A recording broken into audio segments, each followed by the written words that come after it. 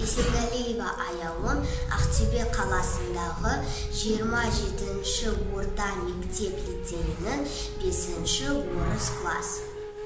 Жасымда ғылым бар деп ескермедім, пайдасы көре тұра тексермедім.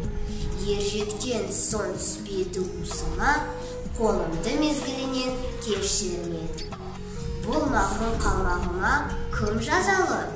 Қолымды дүпсірмесем өстермедім. Адамның бір қызығы бала деген, баланы оқытуды жек көрмедім. Баламды медресеге бөлтеп бердім. Қызмет қылсын, шен алсын деп бермедім. Өзім де басқа шауып түске өрледім. Қазаққа қара сөзге дес бермедім. Еңбегіңді білерлік еш адам жоқ.